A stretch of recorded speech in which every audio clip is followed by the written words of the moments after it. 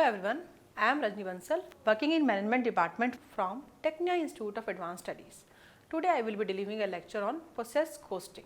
Process costing is a method of costing used to ascertain the cost of each process or operation or stage of manufacture. It is useful or found to be more suitable for industries engaged in continuous manufacture of product in bulk in which the units of product are uniform.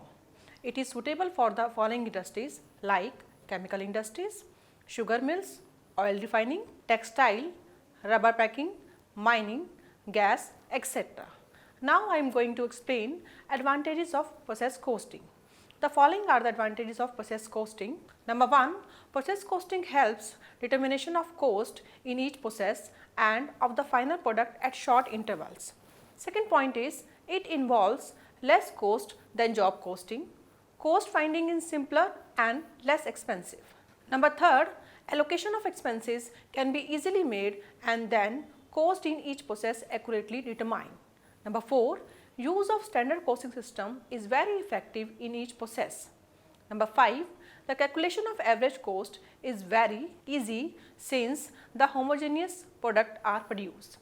Last point is effective control can be exercised on production very easily. Now we move on disadvantages of process costing. The following are the disadvantages of process costing. Number 1, it is based on historical cost. The available cost information may not be useful for future managerial decision. Second point is the whole concept of process costing system is based on average cost. Average cost do not always reflect the true cost. If there is an error in cost determination in one process, it will affect the cost estimation in subsequent processes as well as the cost of work in process and finished product. Third point is process costing system does not disclose the weakness of any process.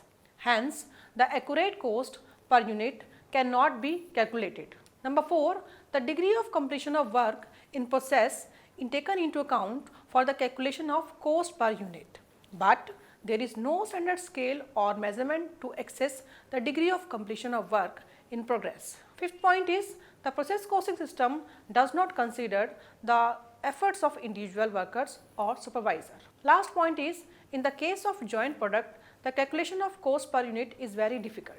So I hope you understand the topic process costing.